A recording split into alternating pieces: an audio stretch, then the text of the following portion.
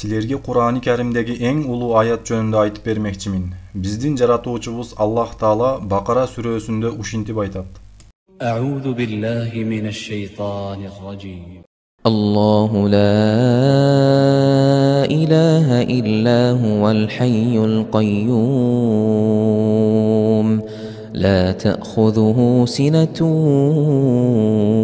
ولا نوم له ما في السماوات وما في الأرض من ذا الذي يشفع عنده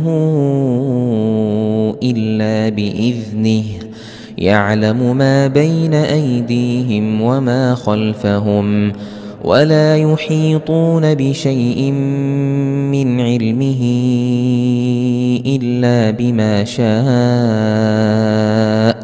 وسع كرسيه السماوات والأرض ولا يؤوده حفظهما وهو العلي العظيم. Subhanallah, кандай таасирдүү аят. Бул аят жөнүндө бизге жетип келген сахих риваяттар бар. Алардан бири Абу Хурайра радиаллаху анхудан риваят кылынат. Хадис ушундай сөздөр менен башталат. Бир күнү зекет үчүн бөлүнүш керек болгон чоң байлык жыйылды.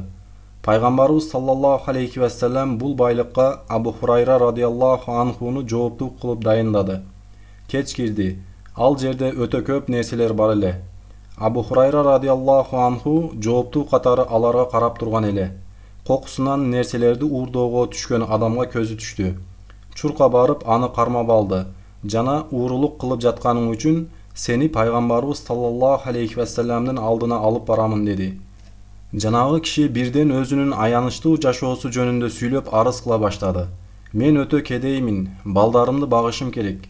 Кедейлик мени ушул ишке түрттү. Сураныч, мени коюп жибер. Башка мындай иш кылбаймын деди.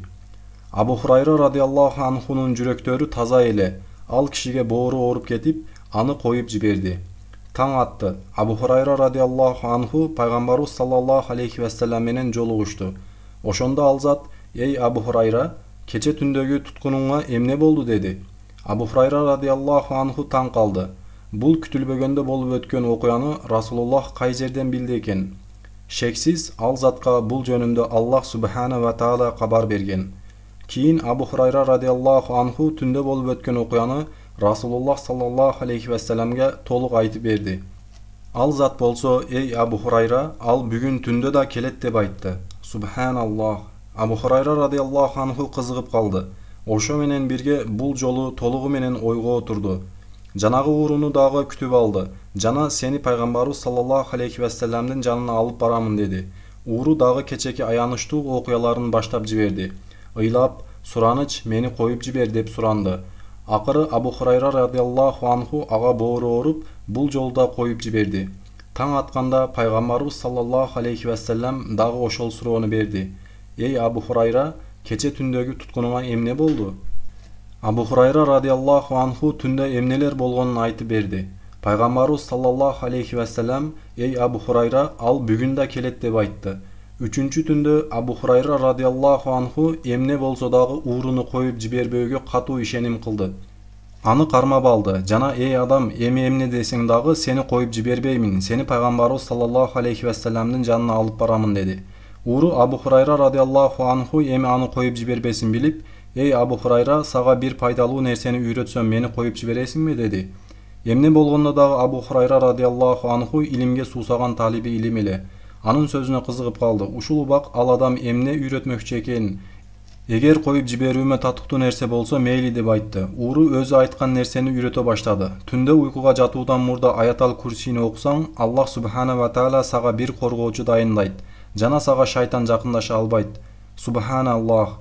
Абу Хурайра радиаллаху анху ал кишини коюп жиберди. Эртеси күнү пайгамбарыбыз алейхиссалату вассаламга болуп өткөн окуяны айтып берди. Билесизби, пайгамбарыбыз саллаллаху алейхи ва саллям эмне деп жооп берди? "Эй Абу Хурайра, ал чындыгында динсиз, жалганчы, эч качан чын сүйлөбөйт, бирок бул жолу чындыкты айтыптыр" деди. Жана бул келген уурунун өзү шайтан экенин баса белгиледи.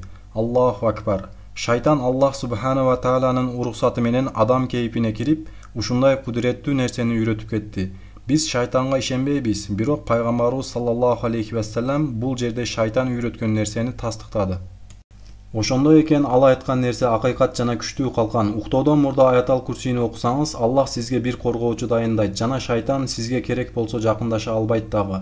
Аллаху акбар, канчалык кудуреттүү аят. Аны ар бир намаздан кийинки зикирлер, негизинен таңкы жана кечки зикирлер катарына кошуп алыңыз.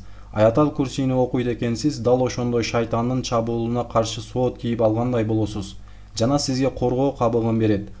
Аллах субхана ва тааланын коргоосунда болосуз. Бир туугандар жана эже карындаштар, ошондуктан дагы бул аятты бекем кармаңыз. Ал жөнүндө үйрөнгүлө, тафсирлерин окугула, анын кудуретинен таңыркап каласыз. Бул аятта Аллах субхана ва таала жөнүндө сөз кылынат. Качан бир нерседен корксоңуз, жүрөгүңүзгө коркунуч кирсе, мына ушул аятты окуңуз. Аллах субхана ва таала сиз менен бирге экенин туясыз.